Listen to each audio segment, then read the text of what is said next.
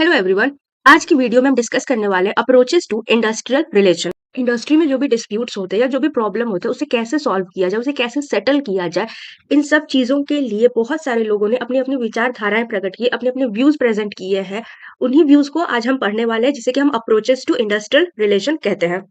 तो हमारा पहला अप्रोच है Giri approach. Giri approach was given by the late president of India mister V V Giri.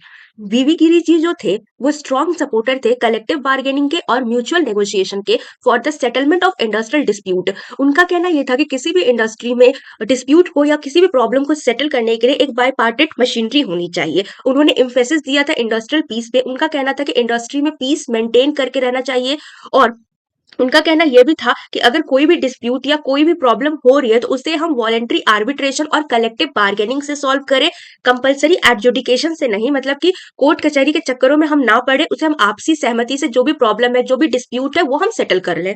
Next है हमारा Gandhian approach.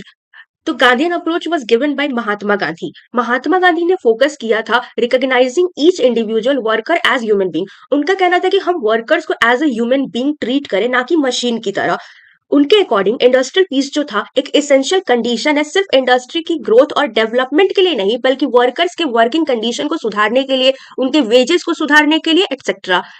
He believed in non violent communism. Gandhi ji जो थे वो अहिंसा में विश्वास करते थे। उनका भी यही कहना था कि किसी भी डिस्प्यूट को सेटल करने के लिए हम वॉलेंट्री आर्बिट्रेशन और म्यूचुअल सेटलमेंट का सहारा ले।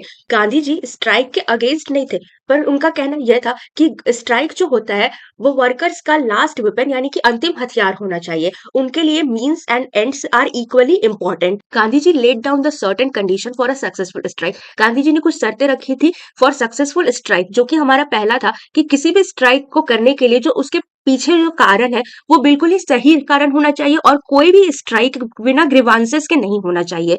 Second condition, there should be no violence, यानी कि कोई भी हिंसा, कोई भी लड़ाई, कोई भी मारपीट नहीं होना चाहिए। And the third condition, non strikers और black legs should never be molested. जो लोग स्ट्राइक नहीं कर रहे हैं उन्हें हम परेशान ना करें, उन्हें हम मॉलेस्ट ना करें।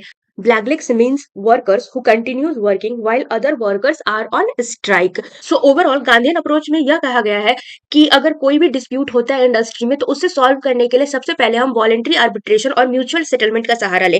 अगर उससे बात नहीं बनती है, अगर आप सारे पैतरे आजमा कर देख रहे हैं, सब कुछ करके देख रहे हैं, और उसके बाद भी अगर काम नहीं बनता है, तब हम जाके स्ट्राइक, तब इंडस्ट्रियल वर्कर्स का जो वेपन होता है वो स्ट्राइक होना चाहिए। The psychological approach. So the psychological approach was given by Mason Hare.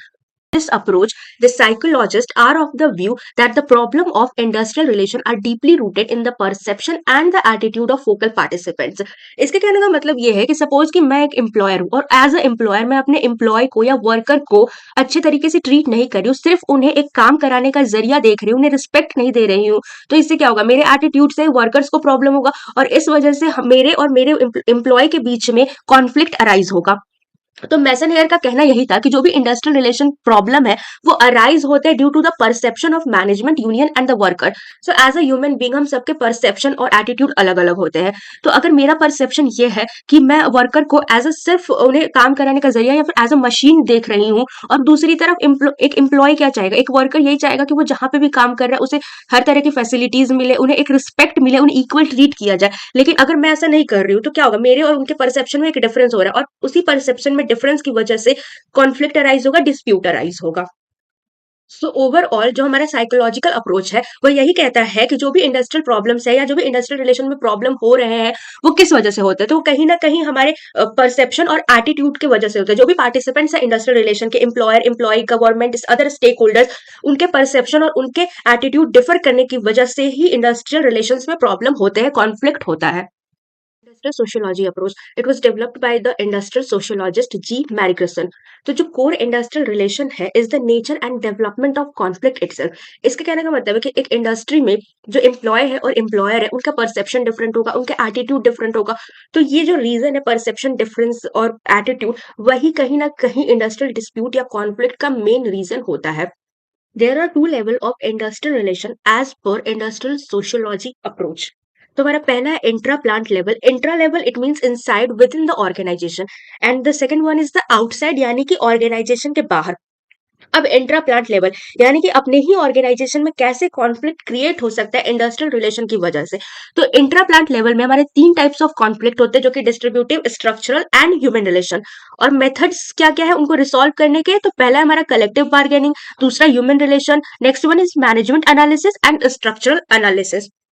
अब आउटसाइड द फॉर्म, तो ऑर्गेनाइजेशन के बाहर जो कॉन्फ्लिक्ट होते हैं वो किससे रिलेटेड होते हैं, तो जो ऑर्गेनाइजेशन के बाहर जो कॉन्फ्लिक्ट होते हैं वो हमारे वैल्यूज, स्टैंडर्ड्स, कस्टम और ट्रेडिशन से रिलेटेड होते हैं। और ऐसे डिस्प्यूट या ऐसे कॉन्फ्लिक्ट होते हैं जो हमारे ऑर्गेनाइजेशन के अंदर हम सॉल्व नहीं कर सकते हैं। So overall the industrial sociology approach क्या कहता है, तो द इंडस्ट्रियल सोशियोलॉजी अप्रोच कहता है कंसीडरिंग इस इंडस्ट्री एज अ सोसाइटी।